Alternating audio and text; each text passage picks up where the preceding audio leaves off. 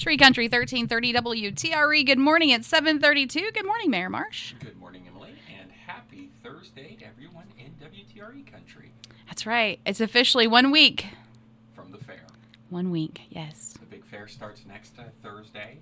We'll be chatting about that next week. I'm sure there's lots of pre-programming work that's going on, and can't, I guess in a weird way, can't get here fast enough. But it's coming quickly. I'm sure we'll start to see rides and things arrive. I think over the weekend. Over the weekend, probably. They start rolling in by the 4th. They do. And, of course, the fireworks are tonight. So get those out of the way, and we'll be off and ready for the fair. That's right. I looked at the forecast this morning. For next week? Well, it runs through next Saturday right now. Okay. A little rainy every day. But it can change. Yeah. Never fails. It always has one monsoon day. But hopefully we'll be able to get a lot of the grandstand events in if anyone recalls, because we were there. It hailed very aggressively. It did. Last year. Snowed is what it looked like. It was a lot of hail. And everybody was sort of taking shelter and hunkering down, and then it was over. And then we all left. That's right. Done. It was the fair was over that night. It was over, yes.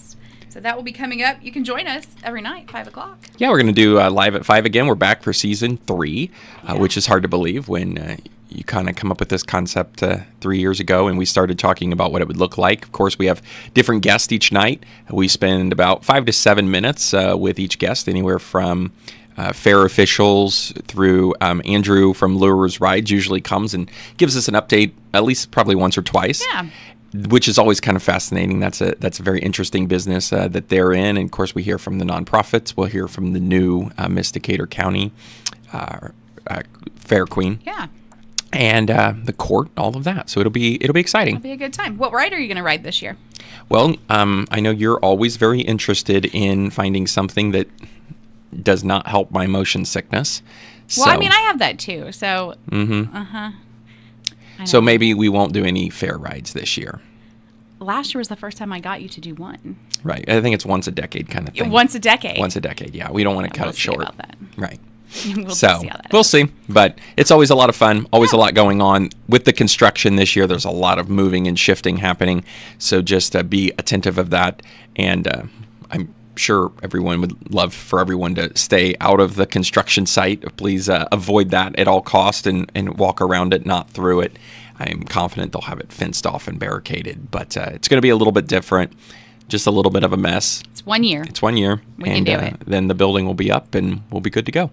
That's right. You'll be out there each night? I'll be out there each evening. We'll do we do office hours, if you will, kind of availability, talk about what's going on, concerns, ideas, thoughts, projects, future plans, all the above.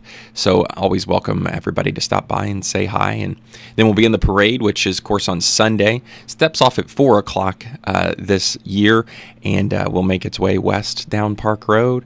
I don't know exactly where they're going inside the fairgrounds. I think last I'd heard, we were turning in at the animal shelter, going up the hill, turning back by the donut booth, and going out-ish that way. Okay. So we'll see. I think the construction site will play a little bit into it, depending how far along that is. So okay, we'll see what happens. Yeah. So hopefully the weather's good for the parade. Last year, we barely beat the front end of the parade. I think beat the rain. Barely, yes. I don't recall if the back end beat the rain or not. I feel like we stepped into the Farm and Home building and it let loose last year. Yeah, because we'll do Live at 5 on Sunday as well. Yes. And so the parade starts at 4. We will get to the fairgrounds about 5. Yes. I usually walk it. I've walked it every year, and so it's 2 miles uphill, and I'll be out of breath and a little grumpy by then. It'll be fine. We acquired 5,000 suckers. 5,000. You hit the jackpot. So we're ready to go. And the goal is to have no suckers left at the end, right? I am hopeful that will also get me through the fall festival. Oh, okay. Yeah. This was a mass buy. Gotcha. Yeah. The folks at Sam's Club were like, "That's a lot of suckers," and I said, "Well, we've got 2 big parades. It's parade season. That's right. We are here." Well, speaking of construction downtown, I was down there yesterday. Look, it's progressing, looking really nice. Yeah, the pavers are going in. The pavers add to the finished component for sure, right? We talked last week about landscape had already been put in some places. It looks I was downtown yesterday. We had a special guest in town, which maybe we'll talk about later. But I know it looks a little rough, and with the monsoons that we have been having, it's very hard. I mean, we've got mulch that's come out of beds. That's not construction related. That's just getting 2 inches of rain in the middle of the night related. We've got gravel and dirt and dust, and I get that, and I know it's really inconvenient, and it's not a good look. It doesn't hold up to the standards and expectations that I have, but it is it's a construction site. It's a work in progress. But when the pavers go in, which they're sort of doing there on the First Financial corner right now and over by Pickers, it really starts to come together and look finished. So it is marching east. The Schutte crew has been doing a great job of keeping it moving. I think they've gotten access to the courthouse opened up from both directions, which is very positive. I think that's the case. And, they're continuing to work with the stores, and I think the Robbins Law office is probably within striking range of the sidewalk closure on the north side. But overall, great progress is being made. They are going to be into the Franklin Street intersection probably the week of the 14th. Okay, so a couple more weeks. We got a little bit of time on that one yet. We were really trying, of course, the train was canceled. The Tree City Rolling tour did happen, and I think they had a great turnout for that. I was downtown a couple times. I was as well. It looked like it. They rolled right through. They start and stop there, and great crowd. And so we were trying really hard to keep it, open through that. Now, of course, we've got the 4th. The parade's going to go the other way. Another parade. It's going to go the other way this year, but the project is making lots of progress, which is great. It is. I was downtown Saturday, and then yesterday I had to go run a couple errands as well. And it's still, yes, you may have to park a half block further than normal, but beyond that, everything is still very accessible. Yeah, and I give the Schutte team a ton of credit for that. Main Street's been doing a great job of helping promote and push changes and information that becomes available. So I'm going to be glad to see it when it's done, just like everybody else. But honestly, it's been going very smoothly. Making its way. That's right. You did have a special guest. You want to talk about that? Yeah, so yesterday, we were informed earlier this week, just with like about 30 hours worth of notice. Nate Spangle, and some folks may know who he is and some may not. I'd say vast majority may not. But he is one of the modern day social media influencers that so many folks hear about all the time. But he is Indiana centric. He's from Indianapolis, and he focuses on small towns and rural Indiana generally in his show. He has a podcast. He has a social media series. He does. He travels all over the state, does unique restaurants, unique things, visitors, and facts. So it's kind of fun. He's interviewed tons of folks of Indiana. One that comes to mind right off the top is Doug Bowles, who's the president of the Indianapolis Motor Speedway and IndyCar. He's talked to government officials and small town local volunteer nonprofit leaders and everything. So he's really, really pro-Indiana, pro-small town Indiana, which is fantastic. We reached out and invited him to our Market to Meal that Main Street hosts last year. He came, and his girlfriend is actually from Batesville, so that's kind of fun that there's a little bit of a regional connection. So we got to meet with her and talk with her a little bit as well.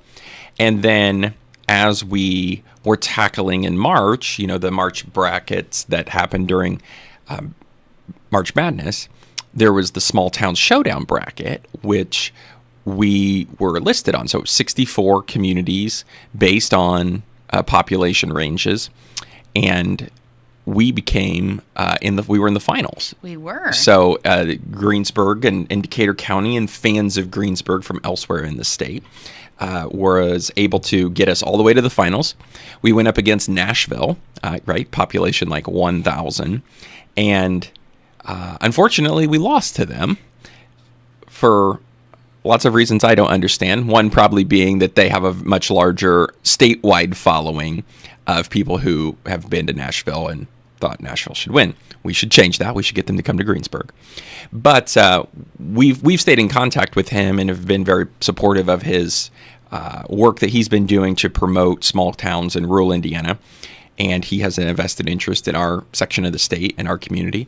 So he came back yesterday. He had a partnership with the Hoosier Lottery that allowed him to give out some lottery tickets, and he wanted a town that was worth, spending some time in, doing some content work in. So he reached out to us, and we were able to welcome him to town yesterday. So it was a really cool opportunity to get him back into our community, show him what, small communities in Indiana are working on, what Greensburg and Decatur County specifically working on. So I think we're going to be on another version of his small town rundown show series that he does, which is great. And he talks about the restaurants and different options. We got the opportunity to plug the Fall Festival, which is coming up in September. And it's just a different demographic, right? It is, yeah. It's an opportunity to reach a totally different audience across all of his followers. And I know some folks are sitting at home rolling their eyes going, who pays attention to that? But a lot of people do. There's a lot of Instagram, air quotes, tourism that happens. There's a lot of places that are visited because people see them on Instagram or like that shop or that looks cool. We'll go there for the day. And we're just trying to capitalize on that in a totally different market to a totally different demographic. And it 100% completely fits Main Street's transformation of strategies, which talks about being an eclectic place for day trippers, and we fit that model. And this is a totally different group of people that we're reaching by, air quotes, I guess, say partnering with him, and that we're not paying him. We didn't do anything. We didn't support him. We didn't donate to his thing. We didn't buy ad time with him. We just said, hey, come check out our really cool community, and he did, and then he came back. It's very good. I was looking at him last night online because I remember back from when we did have the brackets going on. But even just looking him up to see the other communities that he's been, it gives you a lot of good ideas. I mean, obviously we're from here and like to shop here, but he really has made his way across Indiana. So yeah, and he's incredible. He's a super nice guy, and if you ever go watch his stuff, he's very high energy, which are like, that has to be fake. And the whole 45 minutes I spent with him yesterday was just constantly that high. It wasn't like camera on, camera off kind of thing. It was just full blast. All the time. And very, very knowledgeable about what's happening. We were talking about Wagner's restaurant. He was talking about how that's one of 2 James Beard award-winning restaurants in the state of Indiana, which I did not know. And so he's got all of these little bits of information just from his travels, and I think that's great. That was very good. He was in town yesterday, so that was fun. Very good. What else is happening around the city? Yeah, so I want to get a plug in a little bit for the Future 3, State Road 3, and other roads. I guess that's a lot of roads in one sentence, but this plan is still out there. There's information on our website. You can definitely go check it out on our social media. But it's the Future 3 Safety Action Plan. It's a regional initiative that we've been working on with Henry County, Rush County, and Decatur County, along with Rushville, Greensburg, and Newcastle. So it's those items that we're trying to develop this coordinated strategy from I-74, State Road 421, or US 421 here in Greensburg, all the way up to I-70 in Henry County. So they're getting our consultants, Lockmuller Group's pulling together the crash data. They're soliciting community feedback and best practices to identify high-risk areas. But it doesn't have to just be, and so this project started with just the State Road 3 corridor, but then we were able to, through some efficiencies, if you will, with our county partners all up and down the corridor, push that out. So it actually kind of goes to all roads in those 3 communities, 3 counties. Okay. So you can definitely go on there. You can put some feedback. If you have a certain intersection that you are really interested in that's not necessarily on State Road 3, that's completely fine. It's a really interactive map. There's options. You just click the little drop-down tab or like a pin on something, and you can put in what your concerns are. And they're still looking at it. So it's still ongoing. We're going to be promoting it out at the fair with some handouts, information, QR codes, etc. So that's still going on. I do want to be really clear that, there's a lot of discussion out there about, is this going to be a construction document? Is State Road 3 getting remodeled? Is it getting widened? No, this is a safety improvement analysis, right? There was about $1 million directly from the federal government that Rushville was awarded. And then they're partnering with Henry County, Shelby County, or Henry County, Rush County, and Decatur counties Newcastle, and Greensburg. So there are 6 of us that are all chipping in some money based on lane miles, et cetera, to fund it. So it's a huge federal fund. It's a huge federal grant that they received, but it is a planning document. It is not a construction document, but it's a good opportunity to get some feedback and thoughts. And then outside of the State Road 3 thing, it may be something where if there's a ton of comments on an intersection about people wanting a 4-way stop or recommending that or thinking that that will add value because of this, then that may be something that can be implemented very easily at a local level. Is there a time frame as to how long you can go and submit those things? They wanted to be sure that it was open through our fair season. I don't know if Rush County's had their fair yet or not. Right now. Okay, right now, yeah. So we might be towards the end. So I would say probably by the end of July, and then there's some follow-up meetings. This group's been meeting for probably over a year now. We're into the public comment gathering phase, so I would say at least through the end of July. So from this point, do they just kind of go then through this analysis and look at priority, or how does that work? Yeah, they've already done what we call kind of like the field inspections, where they kind of put everybody in a van. We have a committee that was selected for that represents, we didn't need 4 fire departments and 4 sheriff's departments and 5 school systems. So there was school system had a representative, the school industry had a representative, police, and so there was about 10 of them that sort of went through the process of driving the whole route, looking at these intersections, talking about options. Again, it's a state road, so we have to be very respectful. NDOT's obviously at the table, but it's not an NDOT funded grant, so they're in theory no different than like I am, in that we're a member of the committee. And so that's been kind of interesting to have NDOT in that capacity, because it is their road, but they're not really driving the conversation. Now, in the end, we have to be sure that that's something that they would be interested and willing to do. So what they're looking at matters just as much as anybody.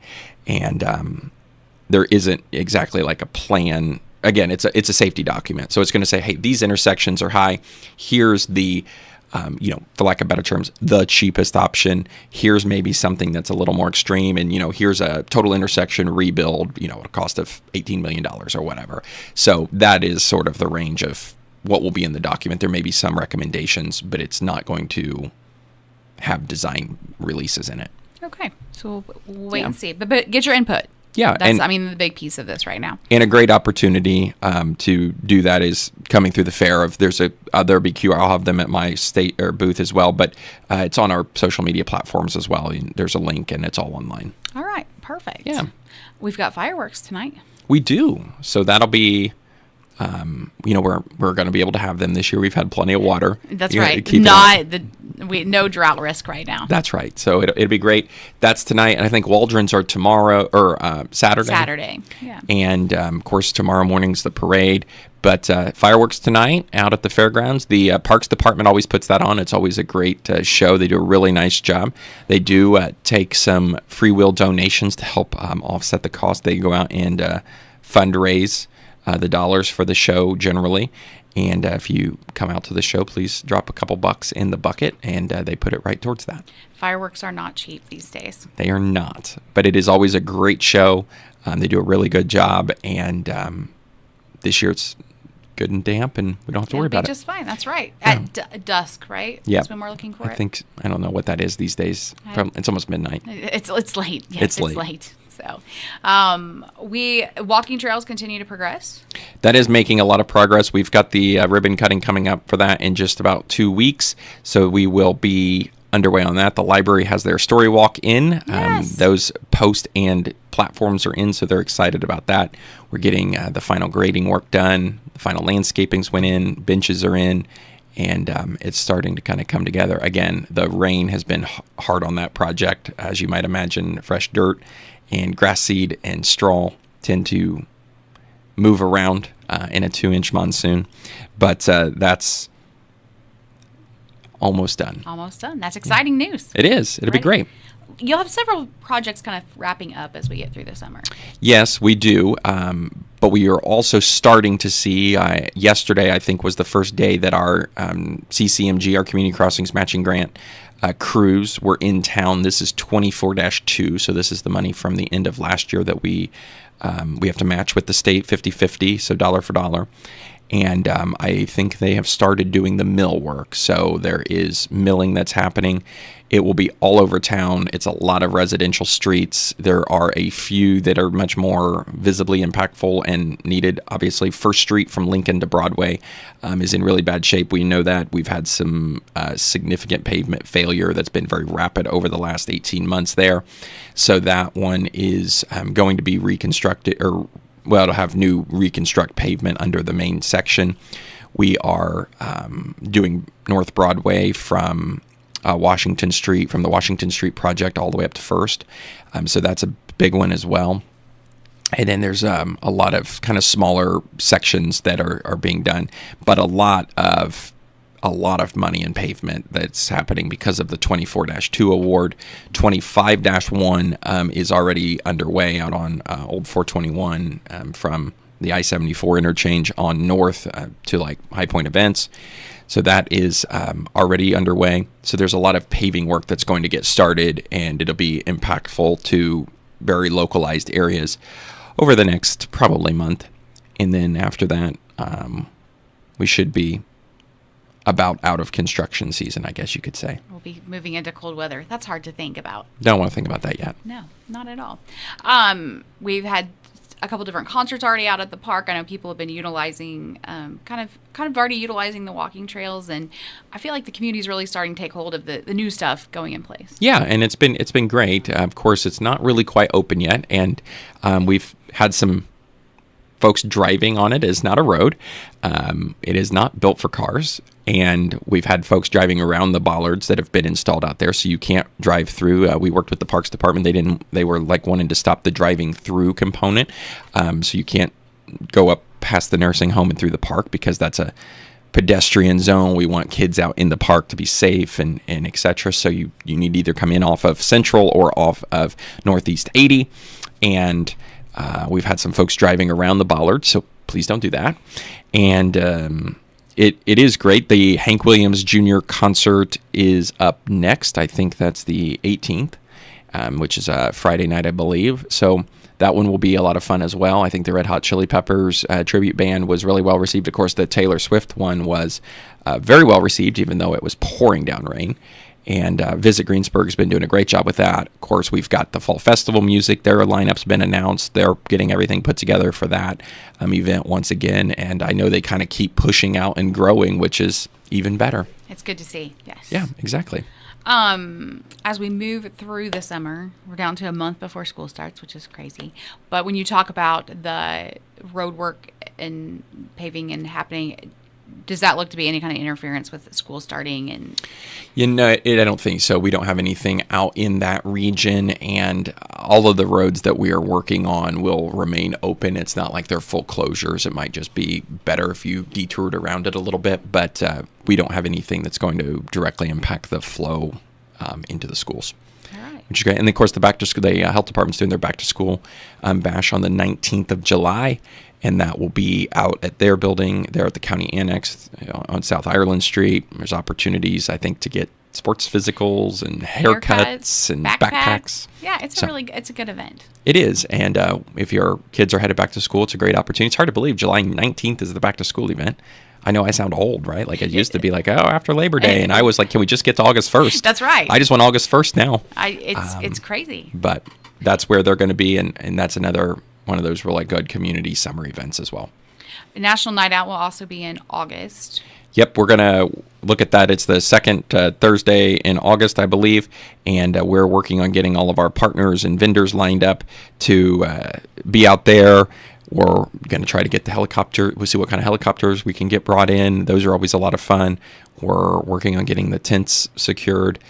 Just one of those really great events. So, yeah, you'll definitely want to put August 14th on 5 to 8.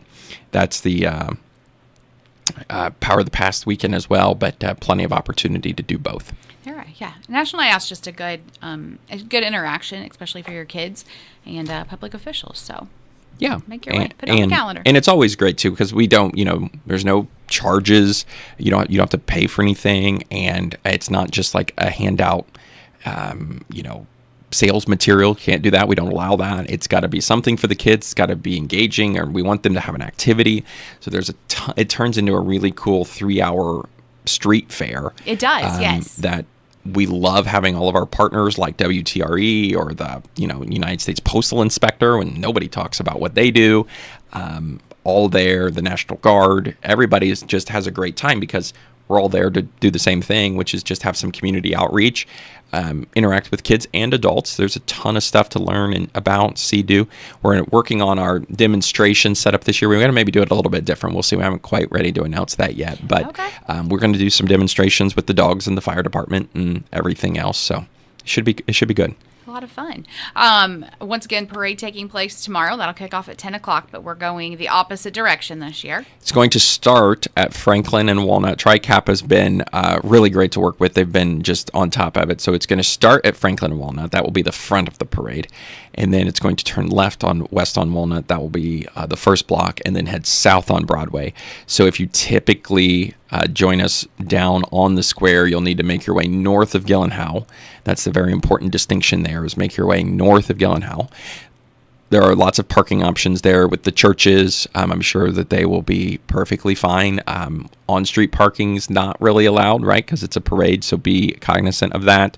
There's plenty of opportunity to park and just walk a little bit to get there.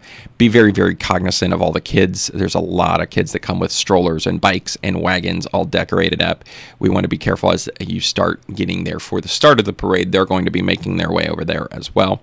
It's a great tradition, and I love telling. I was telling Nate Spangle the other day about it, because it's the children's parade, and everybody gets in it, and it turns into this just really awesome scene of all these kids coming down the street with the streamers. Then there's the parking lot party at Gyllenhaal, and you're going to be broadcasting from. We will be right at the start. Yes. Right at. You've got a temporary porch. I have a temporary porch corner-ish of the road. Yes. There you go. So we were Vince Schwerin was very nice to allow us to come to relocate for a year. So if you're thinking about lining up in the parade, it's kind of going to line up opposite of normal. So you're going to start lining up at Porter's more or less and coming up. So just be aware, and there'll be plenty of Tri-Kappa ladies out and get you where you need to be. That's right. Is Truman going to make an appearance tomorrow? Truman is going to make an appearance tomorrow, and it's the parade that he walks in with me. Sometimes he rides in the Fall Festival parade as well, but we're gonna walk it tomorrow. It's easy. It's just a couple blocks from home, and it's not very long, which is great. And I can't hand out anything. That's right. And I go in my official capacity, because we're it's not political, it's just community. So I go as the mayor tomorrow and not as the mayor candidate, because when I do the other ones, I go as the candidate, because then I pay for all the stuff I hand out. I don't hand out official stuff. And that's really the distinction of, I want to be sure that we're, giving out some stuff to the kids, but I want to be sure that that's coming out of unofficial resources. And this one's great because we go in official capacity, don't have to hand out anything, so I can manage him. We can walk along. The kids love him, and it's always a lot of fun, and I always enjoy taking him with me. So the parade's always great. And then, of course, at noon, there's the flags over I-74, yes. Overpass Patriots, whatever you want to call it. There's shameless plug. There's a little op-ed we wrote today that's available on our website today, and social media as well as in the paper. But talking about these community traditions, and the Overpass Patriot thing that Robin Meyer has started years ago has really been growing. If you're not familiar with that, we, collectively, the group, meet out on Moscow Road for 1 hour on Memorial Day, Independence Day, and 9/11, and Veterans Day, I think. I think there are 4 per year that meet out on the overpass and wave flags from noon to 1, and it's a ton of fun. And just a good representation of our community. Yeah, it's really cool. I would love to be driving through some random part of Indiana at some point in time during the middle of the day, and all of a sudden I come up on a bridge and there's 100 people standing up there waving flags in both directions. So I know he's got a very lofty goal next year that would probably require some crowd control work, but that's okay, because I hope it's true.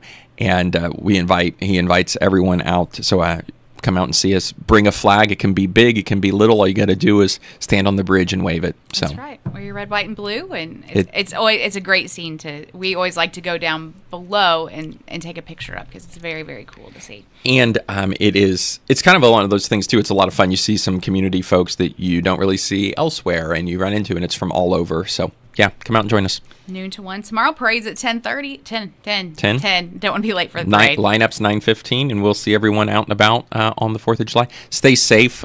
Please be respectful of the fireworks. They're very dangerous. They cause a lot of injuries. That's right. And sparklers are really not children's toys. They get a little hot. Yes, be very, very careful with that. And I'll see you out at the fireworks tonight and in the parade tomorrow. All right. It's 8:02 on Tree Country 1330.